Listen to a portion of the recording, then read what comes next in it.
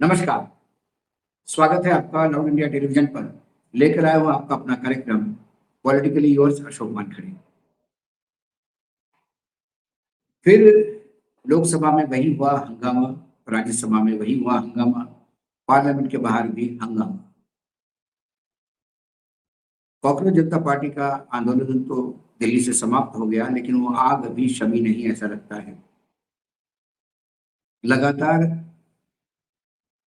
अभिजीत पर, जो उनके संस्थापक हैं सीजेपी के, उस पर लगातार हमले हो रहे हैं। संघ और बीजेपी भी हमलावर हो गए हैं और वो बाकायदा पूरी ताकत से जवाब दे रहे हैं। इसी बीच अमित शाह का इस्तीफा को लेकर आंदोलन जारी है। लेकिन आज हम जो देखना चाहते हैं या जिस पे बात करेंगे, वो बहुचर्चित उपचुनाव है विधानसभा के 3, जिस पर पूरे देश की नजर लगी हुई थी, खासकर 2 उपचुनाव पर। तीनों उपचुनाव थे, एक बांकीपुर में था बिहार में, जहां से विधायक थे नितिन नवीन, जो बीजेपी के राष्ट्रीय अध्यक्ष बनने के बाद उन्हें दिल्ली में रहना होता है, तो इसलिए उनको राज्यसभा में एडजस्ट किया गया था, तो उनको वहां से इस्तीफा हो गया। वहां उपचुनाव होंगे। दूसरा मध्य प्रदेश के दतिया में, जहाँ के राजन भारती जो विधायक थे, उनको किसी केस में उनकी सदस्यता रद्द हो गई। उसके बाद वहां उपचुनाव हो गए। और तीसरे गुजरात के मंजलपुर में। लेकिन चुनाव 2 जगह के बहुत इंपॉर्टेंट थे। मंजलपुर में तो बीजेपी चुनाव जीतना तय था। सतीश पटेल बीजेपी के, उनके खिलाफ कांग्रेस के भीखाबाई राबड़ी थे। लेकिन वहां कांग्रेस की इतनी बुरी हालत है, कांग्रेस ही वहां पे, मतलब बीजेपी ही कांग्रेस चलाती है गुजरात में, ऐसा बोला जाए तो अतिशयोक्ति नहीं होगी। राहुल गांधी कुछ भी क्लेम करे, कितनी भी बड़ी बड़ी बातें करे गुजरात को लेकर, लेकिन जब तक दिल्ली में बैठे हुए स्लीपर सेल जो है, तो कोई जगत गुरु गैंग हो या फिर कोई लुंगी गैंग हो, जब तक इससे निजात नहीं पाती, गुजरात आप उठ नहीं सकते।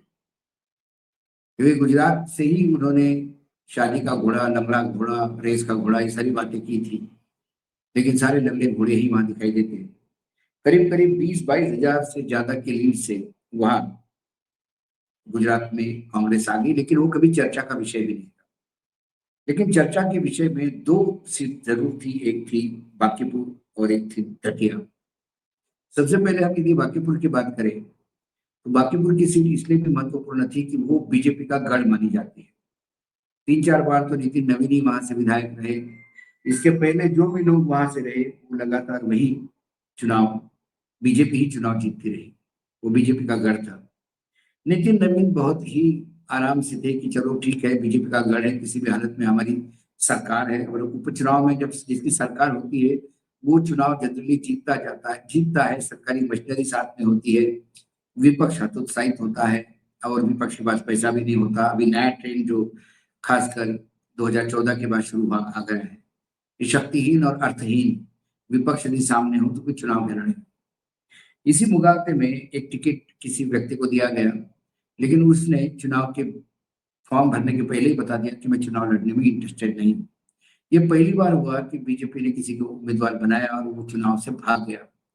फिर आनंद पानन ने नीरज कुमार सिन्हा को वहां पे चुनाव लड़ाया गया और पूरी पार्टी उनके साथ थी। वो उस उपचुनाव में पूरी ताकत झोंकी थी, सरकार पूरी लगी हुई थी।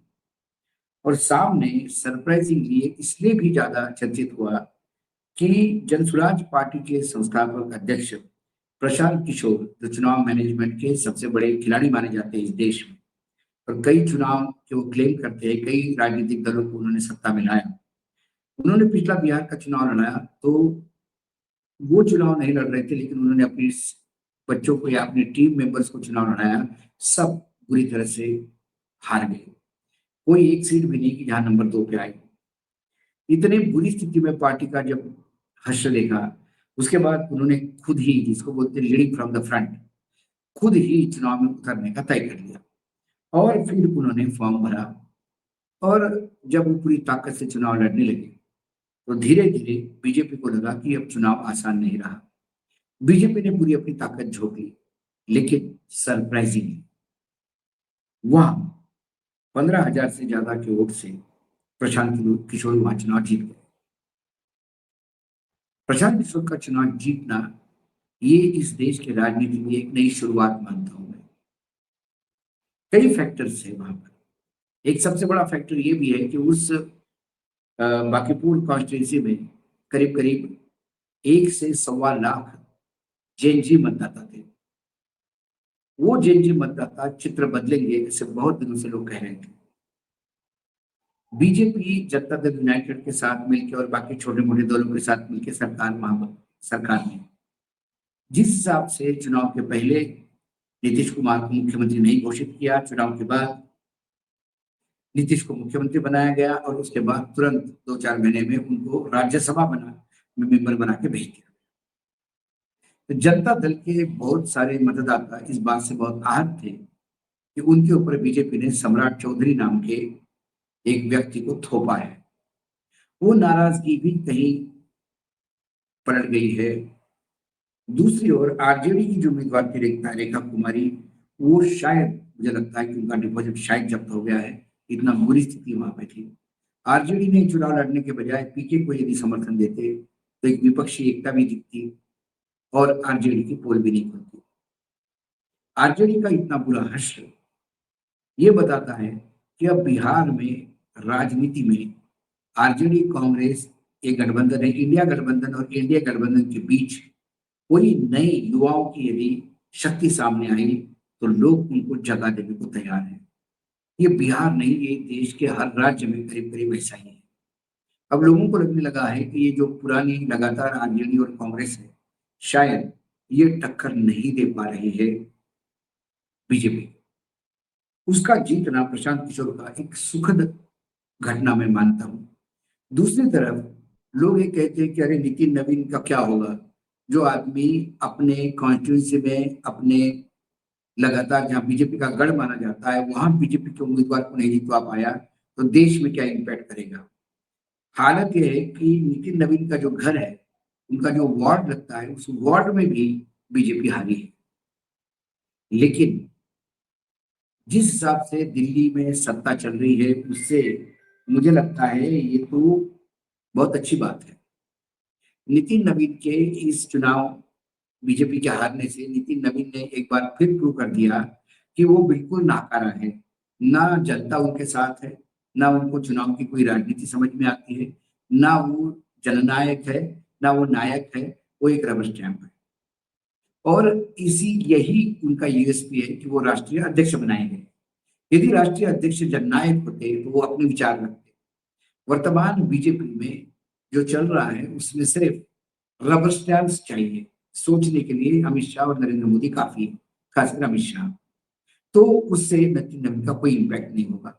अब आते हैं दूसरी सीट पर जो है दतिया की सीट पर नरोत्तम मिश्रा का क्लेमेंट था।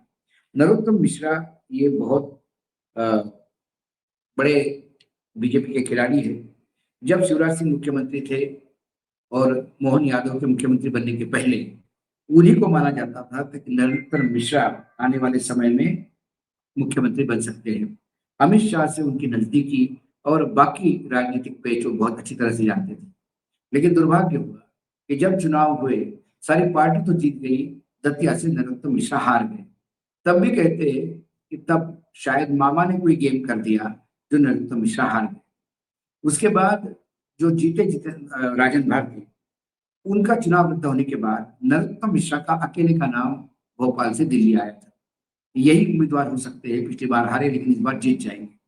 नरोत्तम मिश्रा के सारे लोग चुनाव की तैयारी में रहे, लेकिन दिल्ली से नाम गया दूसरा आशुतोष तिवारी का। जब आशुतोष तिवारी का नाम वहां गया तो ब्राह्मण की जगह ब्राह्मण तो आ गया, लेकिन नरोत्तम मिश्रा के लोग रास्ते पे उतर आए, भारी तादाद में इस्तीफे दिए, वहां पे हंगामा हो गया, रास्ते जाम हो गए, लाठीचार्ज करना पड़ा पुलिस को। दिल्ली से समझाया गया नरोत्तम मिश्रा जी को। फिर मधु क्या बोलता है, भरत मिलाप हुआ, नरोत्तम मिश्रा के हाथ में बागडोर दी चुनाव जीतने की। लेकिन नरोत्तम मिश्रा भले ही मेहनत कर रहे होंगे, लेकिन उनके किसी भी साथी ने दिल खोल के, वो शायद दिल्ली को सबक सिखाना चाहते थे। ये चुनाव इसलिए भी महत्वपूर्ण था कि पहली बार दिल्ली से टिकट अनाउंस होने के बाद जो विद्रोह देखने को मिला, वो विद्रोह इसके पहले मध्य प्रदेश में नहीं दिखाई देता। इसका मतलब दिल्ली वालों को भी सबक सिखाना जानते हैं क्षेत्रीय क्षेत्र में। और ये नरोत्तम मिश्रा भले ही कहे कि अब नरोत्तम मिश्रा ने तो ये चुनाव के नतीजे के बाद बोल दिया कि अब मैं राजनीतिक मेरी समाप्त हो गई, अब मुझे कोई पद नहीं चाहिए, मुझे कुछ नहीं चाहिए, मैं बस पार्टी की सेवा करता रहूंगा, क्योंकि उनको पता है कि ये हार का ठीकरा उन्हीं के सर पर फूटना था। और यदि जीत जाते तो नरेंद्र मोदी, अमित शाह और मोहन यादव की जीत कहलाती।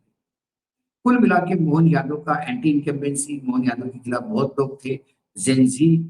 कांग्रेस ने यूनाइटेड फ्रंट रोका और कांग्रेस ने बिना लिहाज रखे राजन भारती जो चाहते थे कि उनके अपने को किसी को टिकट दिया जाए, लेकिन वहां घनश्याम सिंह को, रॉयल फैमिली से है वहां पे, उनको उतारा कांग्रेस ने।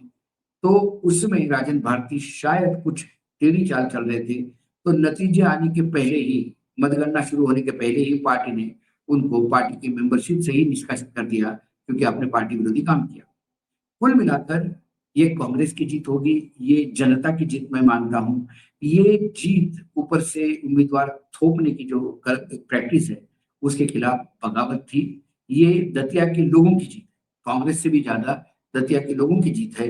वो नहीं चाहेंगे कि बीजेपी को, वो चाहते हुए भी बीजेपी को ऊपर से लोग थोपे। कुल मिलाकर इसके परिणति मोहन यादव को कुछ नहीं होगा, क्योंकि मोहन यादव ने तो नाम दिया था नरोत्तम मिश्रा जी का, वो रिजेक्ट हो गया। तो मोहन यादव को समझाइए, मोहन यादव के लिए यही प्लस पॉइंट है कि साहब मैंने नाम दिया था, आपने मना किया, आपने दिया वहां नाम, जनता ने स्वीकार नहीं किया, मैं क्या गलती। लेकिन मोहन यादव का कुशासन भी इसके लिए जिम्मेदार था। ये दो महत्वपूर्ण चुनाव और ये दो उपचुनाव कहीं ना कहीं इस देश में एक आशा की किरण जगाती है, ऐसा मुझे लगता है। आज पॉलिटिकल यूनिवर्स में इतना ही, कल फिर आता हूँ किसी विषय के साथ। तब तक के लिए नमस्कार, देखते रहिएगा लव इंडिया टीवी।